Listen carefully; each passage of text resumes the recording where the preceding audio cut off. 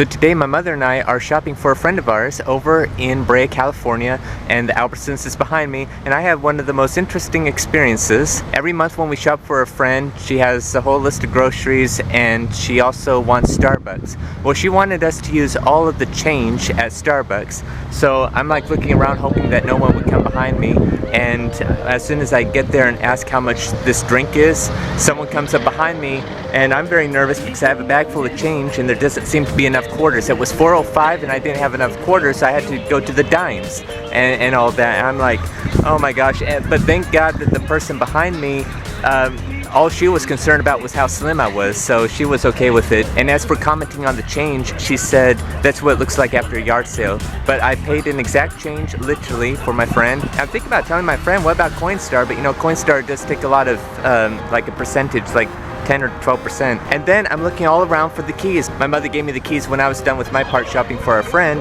I'm looking all around for the keys. It was right there. I'm looking in my pockets.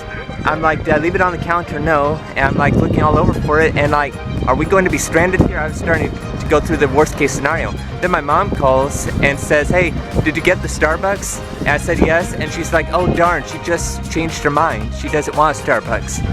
And then I'm like, okay. And I was thinking I probably shouldn't ask her if she had the keys. So she was about to head out to the checkout stand. So I look over, and there she was. And so she came over to me, and I'm like, I don't know how to tell her, because if I tell my mother, like, do you have the keys? And she doesn't, she might panic.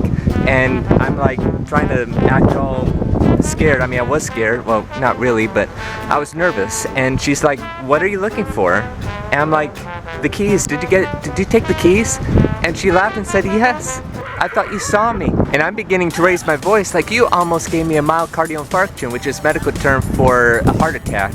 I'm like, you almost gave me a heart attack. And she was so like laughing but apologetic and lamenting. I mean, she's like, I thought you saw me. No, I didn't see you. I mean, I got worried that we were stranded here. We had to be here a lot longer. I mean, it's 82 degrees out here too. So anyway, I mean, not only did I think I was going to be stranded, but I'm like, did someone like take them when I wasn't looking very silently? And I'm like, are we going to be here for a long time? There's a lot of other keys besides the vehicle key.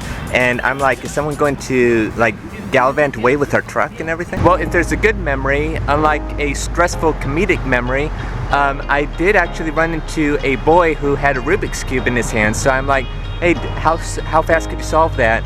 And he's like, I don't know, I just started yesterday. And so I'm like, well, do you want me to solve that for you? Because I couldn't resist. So he gave me the Rubik's Cube, and I was able to solve it for him. And the mother was like, thanks, he made us stay and such. So, and he thought it was neat. So I'm like, it just takes practice.